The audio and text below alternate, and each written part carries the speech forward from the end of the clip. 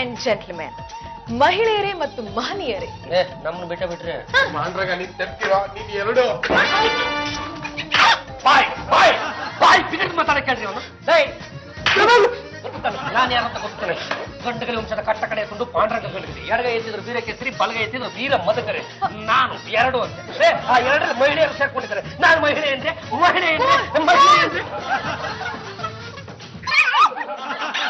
ಇವತ್ತಿನ ದಿನ ಬಡ ಮಹಿಳೆಯರಿಗೆ ಸೌಂದರ್ಯ ವರ್ಧಕಗಳ ಕೊರತೆ ಇದೆ.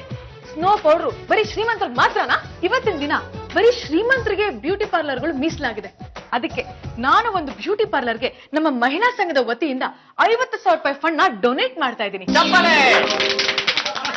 ಆ 50,000 ಅಲ್ಲಿ ಬಡ ಹೆಣ್ಮಕ್ಳು ಫ್ರೀ ಆಗಿ ಬ್ಯೂಟಿ ಟ್ರೀಟ್ಮೆಂಟ್ ನ ತಗೊಳ್ಬಹುದು.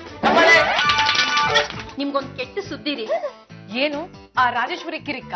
ಇಲ್ಲ, ನಿಮ್ ಮೇಲೆ ಆಡಿಟ್ ರಿಪೋರ್ಟ್ ಬಂದಿದೆ. ಮಹಿಳಾ ಸಂಘದ ದುಡ್ಡಲ್ಲಿ 50,000 ರೂಪಾಯಿ ದುರುಪಯೋಗ ಮಾಡಿದಿರಾ ಅಂತ ಹೇಳ್ತಾ ಇದಾರೆ. ನಾನೇ ದುರುಪಯೋಗ ಮಾಡ್ಕೊಂಡೆ. ಬಡ ಹೆಣ್ಮಕ್ಳಿಗೆ ಸುಲಭವಾಗಿ ಬ್ಯೂಟಿ ಪಾರ್ಲರ್ ಸೌಲಭ್ಯ ಸಿಗ್ಲಿ ಅಂತ 50,000 ರೂಪಾಯಿನ ಬ್ಯೂಟಿ ಪಾರ್ಲರ್ ಕೊಟ್ಟಿದೀನಿ ಅಷ್ಟೇ. ಆದ್ರೆ ಆ ಬ್ಯೂಟಿ ಪಾರ್ಲರೇ ನಕಲಿ ಕಣ್ರಿ. ಏನ್ರಿ ಹೇಳ್ತಿದ್ದೀರಾ? ಆ ಹೆಸರಲ್ಲಿ ಬ್ಯೂಟಿ ಪಾರ್ಲರೇ ಇಲ್ಲ. ನೀವ್ ಯಾರಿಗೋ ಪರ್ಸನಲ್ ಆಗಿ ದುಡ್ಡು ಕೊಟ್ಟಿದ್ದೀರಾ ಅಂತ ಪ್ರೂವ್ ಆಗಿದೆ. ನೀವು ಪ್ರೆಸಿಡೆಂಟ್ ಸ್ಥಾನಕ್ಕೆ ರಾಜೀನಾಮೆ ಕೊಡ್ಬೇಕಾಗುತ್ತೆ.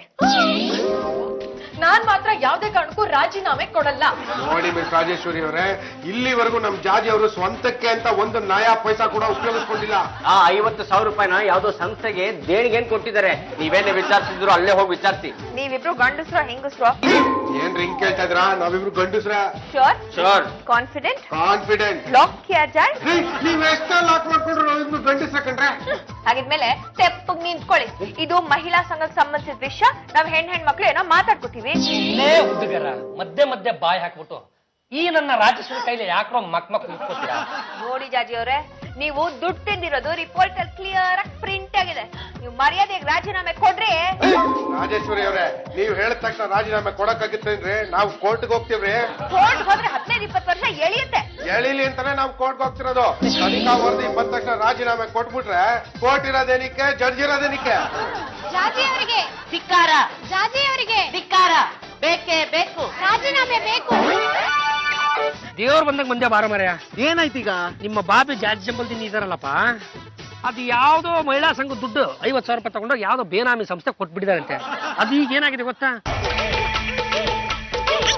ಅಷ್ಟೇ ತಾನೇ. ಅದನ್ನ ಹಿಂಗ್ ಮಾಡಿ ಹಂಗ್ ಮಾಡ್ರೆ ಅದು ಹಿಂಗಾಗತ್ತೆ. ಪ್ರಿಯ ವೀಕ್ಷಕರೇ, ಇವತ್ತು ನಾವು ಗುಳುಂ ಧಮಾಕಾದಲ್ಲಿ ಜಾಜಿ ಜಂಬಲ್ದಿನ್ನಿಯವ್ರ ಕಥೆನ ಹೇಳ್ತಾ ಇದೀವಿ. ಯಾವುದೋ ಒಂದು ಬೇನಾಮಿ ಸಂಸ್ಥೆಗೆ ಇವರು 50,000 ರೂಪಾಯಿಗಳನ್ನ ದೇಣಿಗೆಯಾಗಿ ಕೊಟ್ಟಿದ್ದಾರೆ ಅಂತ. ಹಾಗಾಗಿ ನಮ್ಮ ಜಾಜಿ ಜಂಬಲ್ದಿನ್ನಿಯವರು ಯಾವುದೇ ತಕರಾರನ್ನು ತೆಗೆಯದೆ ನೈತಿಕ ಹೊಣೆಯನ್ನ ಹೊತ್ತು ಬರುವ ಅಮಾವಾಸ್ಯೆಯ ರಾತ್ರಿ 10 ಗಂಟೆಗೆ ತಮ್ಮ ಕುರ್ಚಿಗೆ ರಾಜೀನಾಮೆ ಸಲ್ಲಿಸಲಿದ್ದಾರೆ. ಅಮಾವಾಸ್ಯೆ ದಿನ ರಾತ್ರಿ 10 ಗಂಟೆಗೆ ಯಾಕೆ ರಾಜೀನಾಮೆ ಸಲ್ಲಿಸ್ತಾ ಇದಾರೆ? ಆ ಸಮಯಕ್ಕೆ ರಾಜೀನಾಮೆ ಸಲ್ಲಿಸಿದ್ರೆ ಮುಂದಿನ ಮಹಿಳಾ ಮುಖ್ಯಮಂತ್ರಿ ಇವರೇ ಆಗ್ತಾರೆ ಅಂತ ಅವರಿಗೆ ನಮ್ಮ ಡುಮ್ ಶಾಸ್ತ್ರಿಗಳು ಭವಿಷ್ಯ ನುಡಿದಿದ್ದಾರೆ. ಖಂಡಿತವಾಗ್ಲೂ ಅವರು ಮುಖ್ಯಮಂತ್ರಿ ಆಗ್ತಾರಾ? ಅದಕ್ಕೆ ಕಾಲಘಟ್ಟವೇ ಉತ್ತರ ಕೊಡಬೇಕು. Please, no more question. ಎಲ್ರಿಗೂ ನಮಸ್ಕಾರ. ಜಾಜಿ ಅವರು ಅಮಾವಾಸ್ಯೆ ದಿವಸನೇ ಉದ್ದೇಶಪೂರ್ವಕವಾಗಿ ರಾಜೀನಾಮೆ ಕೊಡ್ತಾ ಇದಾರಲ್ಲ, ಇದಕ್ಕೆ ಕಾರಣ ಏನಿರ್ಬೋದು? ಒಂದು ಆ ಡುಮ್ ಶಾಸ್ತ್ರಿ ಯಾರು, ಅವ್ನ್ ಬಯೋಡೇಟಾ ಏನು ಅನ್ನೋದನ್ನ ತಿಳ್ಕೊಬೇಕು. ಅಲ್ಲ ರಾಜೇಶ್ವರಿ ಅವರೇ, ಹೇಗಿದ್ರು ಪಾಂಡುರಂಗ ಅವ್ರು ನಿಮ್ಗೆ ಗೊತ್ತಿದ್ರಲ್ಲ, ಇನ್ನೇನು? ಕರೆಕ್ಟ್. ಪಾಂಡುರಂಗ ಅವರು ನಾನು ಅಂದ್ರೆ ಸಾಕು, ನಾಯಿ ಮರಿ ತರ ಬಾಲೆಲ್ಲ ಆಡ್ಸ್ಕೊಂಡ್ ಬಂದ್ಬಿಡ್ತಾರೆ. ಡುಮ್ ಶಾಸ್ತ್ರಿಗಳು ಹೇಳೋವರೆಗೂ ನಾನು ಕೊಡಲ್ಲ. ಈಗ ಸಮಯ 10 ಗಂಟೆ 10 ನಿಮಿಷ. ಒಳ್ಳೆ ಸಮಯ. ನೀವು ನಿಮ್ಮ ಬೆಂಬಲಿಗರೊಂದಿಗೆ ಕಾಲ್ನಡಿಗೆಯಲ್ಲಿ ಆ ಕಡೆಯಿಂದ ಹೋಗಿ ಈ ಕಡೆ ಬಂದು ರಾಜೀನಾಮೆ ಪತ್ರವನ್ನು ಕೊಟ್ಟು ಬಿಡಿ. ಕಾರ್ಯಕರ್ತರೆಲ್ಲ ಸಾಲಾಗಿ ಬಂದ್ರೆ ನಾವಿದು ಕೊಡ್ರಿ ನೀವು.